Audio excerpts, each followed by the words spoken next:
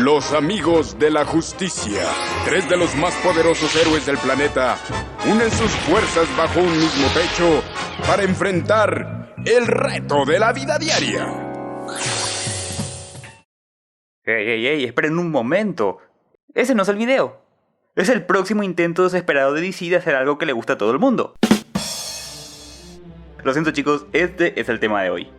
Las películas de superhéroes atraen a multitudes de personas a los cines y han escalado de un tiempo a esta parte hasta llegar a convertirse en todo un fenómeno cultural. No obstante, hay cuestionamientos al respecto, y ya que el género es muy fructífero últimamente, creo que es un lindo tema para tratar en este canal.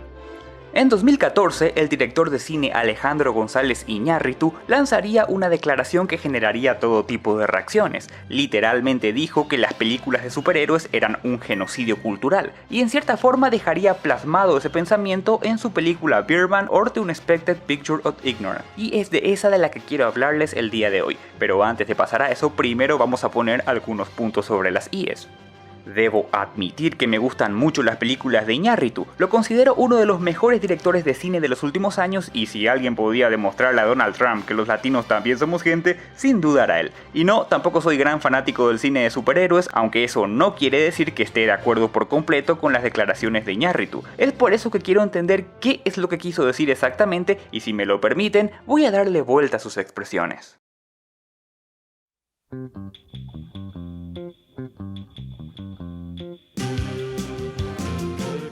Desde tiempos inmemoriales la humanidad se ha planteado la idea de seres fantásticos o criaturas con facultades sobrehumanas. Lo que hoy día definimos como superhéroe, en otra época fue motivo de adoración y culto para convertirse en lo que actualmente denominamos mitos y leyendas. Y quizás la cosa no ha variado mucho. Según la definición, un mito es un relato tradicional que se refiere a acontecimientos prodigiosos, protagonizados por seres sobrenaturales o extraordinarios, tales como dioses, semidioses, héroes, monstruos o personajes fantásticos, los cuales buscan dar una explicación a un hecho o fenómeno.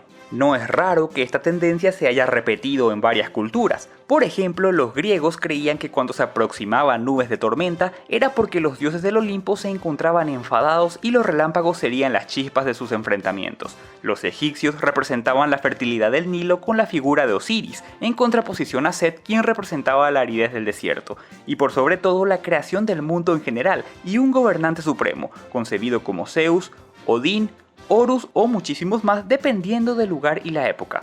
Estos mitos y sus respectivas historias representaban la respuesta que el ser humano buscaba para todo aquello que no podía explicar. Hoy día, sin embargo, podemos tener una idea de lo que ocurre alrededor del mundo, pero sería injusto mencionar que los personajes de cómics no han estado ligados a los problemas que las sociedades han tenido que afrontar con el tiempo. Bien, quiero partir de una figura clave para ilustrar este punto. Batman, y si lo elijo no es solamente por ser el superhéroe más realista, sino también por ser uno de los personajes que más versiones posee en la actualidad. Si bien desde el principio Batman ya presentaba muchas de las características que lo acompañarían a lo largo y ancho de su historia, sus primeras aventuras estaban repletas de mafiosos, criminales, matones y todo tipo de malvivientes. Esta abundancia de sujetos violentos sin respeto por la ley no era un recurso narrativo al azar, sino que era un reflejo de lo que sucedía en varias ciudades de Estados Unidos en los años 30, una época dura para el país con la Gran Depresión, la ley seca, Al Capone y muchos problemas más, siendo así una de las décadas más duras. El cine, por su parte, también jugó un papel muy importante, donde las películas de gángsters influyeron notablemente en las primeras historias del Caballero Oscuro. Sin embargo, el Batman de nuestra época es mucho más oscuro y trágico, y por sobre todo profundamente psicológico, siendo el más claro reflejo de una realidad donde las presiones sociales, la inseguridad y las enfermedades mentales son el pan de cada día. Batman es el mejor ejemplo de que un personaje puede pasar de un estado ideal a uno burlesco e hilarante y recobrar toda la seriedad hasta en sus versiones más visionarias, donde incluso sus villanos tienen una verdad para revelarnos. Esa misma visión podemos encontrar en el Watchmen de Alan Moore, quien nos retrata la realidad de una época degenerada y sometida al fracaso humanitario, desarmando la figura heroica e intachable del superhéroe que estuvo presente en el inconsciente colectivo durante tanto tiempo. Otro aspecto que también podríamos considerar aquí es la proliferación de vertientes que permiten a estos personajes nutrirse constantemente y seguir existiendo, Como mencionamos el caso de Batman o cualquier otro personaje de la cultura popular con tantos años de trayectoria, a menudo encontramos diferentes facetas y contextos de la misma propuesta. Incluso a veces el material disponible es tan frondoso gracias a la influencia de los mismos consumidores de estos productos que podemos caer en contradicciones cuando elevamos al personaje a su máxima potencia. No en vano se dan las discusiones y debates entre los seguidores de estas franquicias, pero a lo que quiero llegar es esto: diferentes versiones y propuestas que nacen de la misma figura, al igual que pasaba con los mitos de antaño donde el Eros y el Ares de los griegos eran Cupido y Marte para los romanos, y encontramos muchísimos casos así si profundizamos en las culturas antiguas. Pero me van a decir que estos mitos ya no representan a la humanidad actualmente, que hoy tenemos instituciones religiosas haciendo ese trabajo y que quizás sea imprudente comparar a los superhéroes con figuras mitológicas. En realidad tienen razón en una parte. Ernesto Sábato, en su libro La Resistencia, menciona que por estas épocas se han perdido estos valores espirituales de representación colectiva, ocasionando que no tengamos un relato que nos unifique como humanidad y que nos permita proyectar la realidad tanto del pasado como del futuro. Literalmente sostiene que el empobrecimiento de una cultura es ese momento en que un mito empieza a definirse popularmente como una falsedad. Las sociedades comienzan a precipitarse cuando sus mitos pierden toda su riqueza y su valor. No vamos a negar que el conocimiento y la cultura general de la gente se han reducido notablemente. Es la paradoja de vivir en una época en la que se tiene tanto acceso a la información como nunca antes en la historia. Basta con consultar a alguien en la calle y las probabilidades de que este entrevistado desconozca a personajes populares de la mitología griega, romana, nórdica o egipcia seguramente serán bastante altas, pero difícilmente encontraremos a alguien que nunca en su vida haya escuchado hablar de Superman, Batman o Spider-Man. Con todo esto, considero positivo afirmar que los superhéroes hoy día cumplen una función similar a la mitología, solo que actualmente los encontramos con otros parámetros y en otros formatos, pero el concepto sigue siendo muy similar.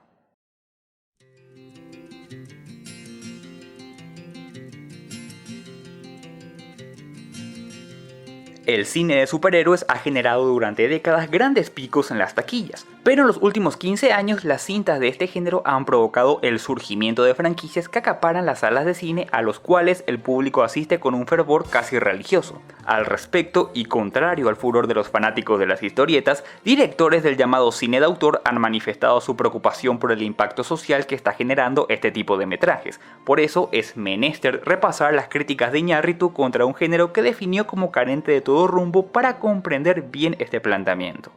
Pienso que toda la gama de películas sobre superhéroes que están surgiendo son un genocidio cultural. No solo en el cine, sino en la televisión, y en general mucho de la cultura popular está operada por grandes corporaciones cuyo único objetivo es hacer dinero, hacerse dioses del dinero sin ningún sentido social, cultural o educativo. A veces disfruto estas películas, porque son básicas y simples, porque acompañan bien al popcorn. El problema es que a veces tienen la intención de ser profundas, basadas en alguna especie de mitología griega, y son honestamente muy de derecha. Siempre las veo como si se matase gente porque no creen en lo que tú crees o porque no son lo que quieres que sean. Odio eso y no respondo a esos personajes, porque las audiencias están tan sobreexpuestas a la trama y las explosiones y la mierda que no importa nada sobre la experiencia de ser humano. Si de verdad analizas estas películas, en realidad tratan sobre gente rica que tiene poder y que hace el bien y que mata al malo. No me gustan filosóficamente. Como es obvio, las respuestas no se hicieron esperar, y la de Robert Downey Jr. sin duda rozó la xenofobia al decir lo siguiente: mire, yo le respeto, creo que para un hombre cuya lengua nativa es el español, ser capaz de armar una frase como genocidio cultural habla de lo brillante que es. Esto me lleva a pensar que por más políticamente correcta que pretenda ser la industria, evidentemente no está dando resultados, pero eso es una discusión para otro día. Por suerte, Ben Affleck fue más educado y defendió su postura de manera más elegante. Las películas de superhéroes parecen que tienen resonancia hoy porque es un momento de mucho temor y nos sentimos vulnerables. El mundo está en descontrol y la gente a lo mejor piensa que hay superhéroes. Alejandro es un cineasta brillante, lo admiro enormemente. De repente exagera un poquito, no le llamaría genocidio cultural, lo pone dramático. No se puede cubrir la industria del cine con un solo tipo de película y es mejor contar con filmes como los que él realiza.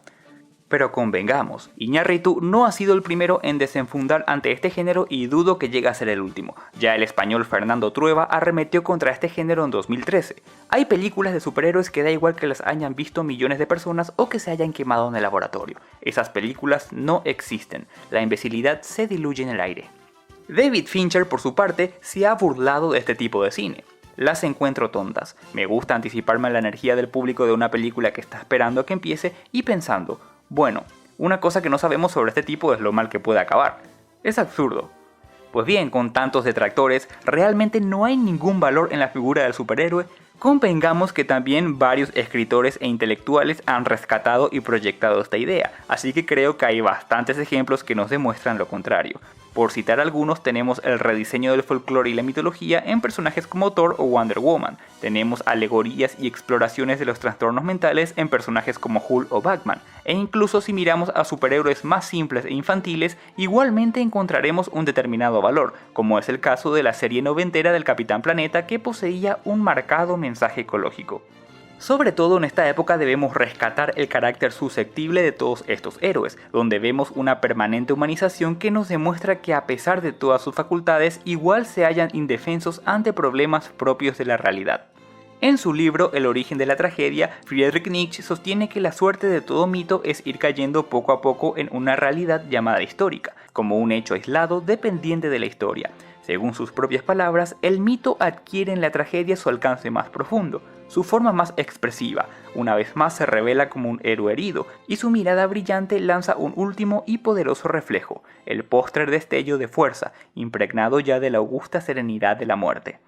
Esto tiene sentido, considerando la línea que muchas editoriales mantienen actualmente. Tenemos el caso de Marvel, cuyos personajes están fuertemente concebidos por la tragedia, una tendencia que se perpetúa en varias de sus figuras, ya sea por un hecho que los empuja a volverse héroes o las consecuencias negativas que desencadenan estos superpoderes en sus vidas. De la misma forma volvemos al mundo de Batman, donde sin hacer distinción entre héroes, antihéroes o villanos, prácticamente todos encuentran su origen en el infortunio. Pero si podemos encontrar todo esto en el concepto del superhéroe, ¿por qué no lo vemos siempre así en la pantalla grande? La ventaja es que el formato de los cómics permite la exploración de un personaje en diferentes facetas y contextos, y muchas veces un largometraje no basta para abarcar todo el panorama de un personaje con años de historia. Obviamente, así como hay grandes triunfos dentro de esta especie de subgénero, también hay grandes fracasos. Pero no creo que el problema exista debido al personaje en sí, sino más bien a la proyección que se le da. Tim Burton nos propuso un universo de Batman fiel a su estilo gótico de pesadilla, mientras que Christopher Nolan erradica el aspecto depresivo para mostrarnos un Batman mucho más cercano al plano de lo posible, con un Joker que nos escupe verdades que no queremos ver o un Bane que ataca la bolsa de valores en clara alegoría a las presiones económicas. Por su parte, el Spider-Man interpretado por Tobey Maguire es mucho más humano y trágico que el Spider-Man interpretado por Andrew Garfield, y así encontraremos múltiples ejemplos de mayor o menor envergadura. De hecho, algunas películas entre comillas para niños nos han ofrecido giros creativos mucho más interesantes que cualquier película de superhéroes de los últimos años. Un claro ejemplo es la memorable The Incredibles de Pixar, donde exploramos las crisis internas de una familia de superhéroes en una época contemporánea en la cual hasta el sentido común se muestra susceptible. Otro caso es Megamind de DreamWorks, que nos propone un juego satírico sobre la importancia filosófica del enemigo y la lucha entre el bien y el mal, invirtiendo los roles clásicos de héroe y villano. Pero hoy día, ¿qué tenemos? Argumentos repetitivos y recursos reciclados que se proyectan una y otra vez, todo para entronizar al personaje de turno y que el público tenga la oportunidad de compartir memes en redes sociales. También una profunda tendencia a complacer en exceso a los fanáticos con películas que no vale la pena recordar. Pero más allá del lenguaje cinematográfico que es de suma relevancia, creo que el problema recae en el hecho de que la gente se ha vuelto menos exigente en lo que respecta a reflexión e intelectualidad, de modo que solamente van a una sala de cine esperando un gran despliegue de efectos especiales, combates fuera de serie y cuerpos esbeltos dentro de trajes ajustados. Es la misma gente que lee libros solo por un argumento que lo extraiga de la realidad, sin reparar en la construcción artística o la riqueza literaria. Asimismo, esa gente que escucha música de acordes básicos, buscando simplemente rememorar la melodía de canciones que no duran ni una semana en los rankings musicales, sin preocuparse jamás por desarrollar sensibilidad musical o dimensionar la frondosidad de los recursos de composición.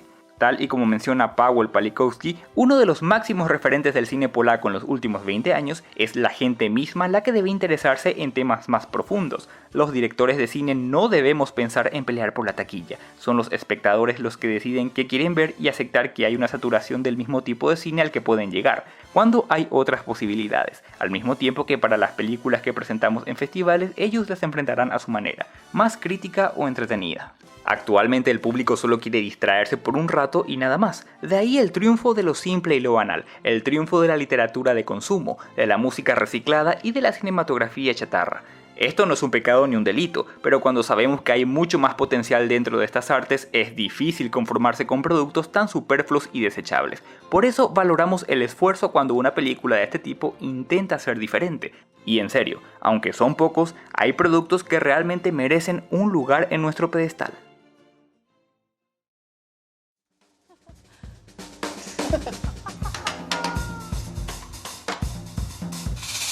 Aunque en primera instancia Birdman parece ser una simple sátira de las películas de superhéroes, cualquiera que la haya visto sabe que esa es solo la superficie de un mensaje mucho más valioso. Más bien es una película en la que el universo de los superhéroes sirve de excusa para una torturada reflexión existencial, totalmente opuesta a la caricatura habitual de estos personajes con superpoderes. Regan Thompson es un decadente actor de Hollywood famoso por su papel del superhéroe Birdman en las exitosas películas de décadas pasadas. Actualmente intenta conseguir éxito en el teatro y en su búsqueda por un reconocimiento como un actor de verdad, Regan se enfrenta a una serie de conflictos personales y de producción. A la par, es permanentemente acosado por el fantasma de la popularidad cosechada en el pasado, representada como el personaje que ahora ve con desdén, pero que no puede dejar ir debido a su necesidad de sentirse valorado. Esta es la lucha de un hombre por trocar su fama en prestigio.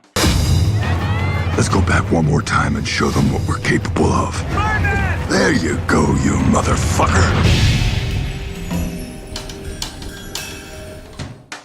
Con un acierto al incluir a Michael Keaton en el papel principal, Birdman se centra en la identidad, en los problemas de autoestima en los proyectos creativos y en el ego por la fama y el reconocimiento, entre muchos otros componentes temáticos. Según el propio Iñárritu, director de esta película, se trata de un filme que habla sobre encontrar una identidad dentro de un medio en el que un artista necesita la validación de los demás para estar satisfecho, porque es muy fácil en esta época confundir el amor y el afecto que es real, profundo, sólido y trascendental con la admiración, la popularidad y la validación. You're Birdman. You are a god. Hey, is this for real or are you shooting a film? A film! You people are full of shit. Con una sensación de toma secuencia infinita, una jazzística banda sonora fundamentada principalmente en un rebelde solo de batería, un lenguaje soez para nada cohibido y una fotografía donde la luz juega un papel determinante, me atrevo a decir que es un excelente filme que ha sabido combinar los ingredientes mencionados en su justa medida con un trabajo actoral plausible. Pero si esta es una película que no tiene que ver precisamente con superhéroes, ¿por qué demonios está en este video? Creí que estábamos hablando del valor escondido dentro de este tipo de películas. Face it, Dad. You're doing this because you're scared to death, like the rest of us, that you don't matter. And you know what? You're right. You don't. Pues sí. Con esta película, Iñárritu nos propone la resistencia de lo meritorio ante lo superfluo, teniendo además como telón de fondo el choque de frustraciones y egos que acompañan a los protagonistas del mundo del teatro, retratándonos el lado humano de estos individuos que el público nunca llega a conocer y haciendo una fuerte crítica al mundo del espectáculo en general. No. Birdman no es una película de superhéroes, es una película simbólica que nos hace reflexionar sobre ese mundo y en muchos otros aspectos que le rodean, pero si bien se percibe el cinismo contra ese género, en realidad Birdman no hace una crítica directa al consumo de esos productos, más bien nos muestra la carencia de valor que puede existir en un personaje que ha alcanzado el éxito solamente gracias a la falta de criterio de un público ciego que no da reconocimiento a quien realmente lo merece. Lo que podemos rescatar de este largometraje es su marcada acidez para mostrarnos una verdad que muchas veces no vemos. Es un retrato del penoso camino que se debe recorrer para ofrecer un contenido de valor trascendental en una época sometida por los ritmos vertiginosos y la falta de profundidad.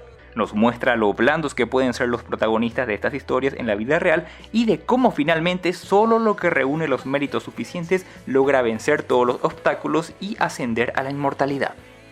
Para concluir, a pesar de todo lo que hemos visto, Birdman es una película enfocada en la realidad, y si bien los superhéroes y sus historias pueden entretenernos o plantearnos un montón de cuestionamientos para seguir avanzando, Iñárritu nos recuerda que los verdaderos héroes están en la vida real, y no debemos olvidar eso. Y hasta aquí el video de hoy, espero que haya sido de su agrado y ya lo saben, like si les gustó, comenten su parecer respecto a este tema, compartan el video para ampliar el debate y no olviden activar la campanita de notificaciones. Se despide su amigo Jorge Luis Jiménez, Jiménez con J y George para los amigos. Esto fue El Baúl de George y nos estaremos reencontrando en un próximo video. Un fuerte abrazo, que estén bien.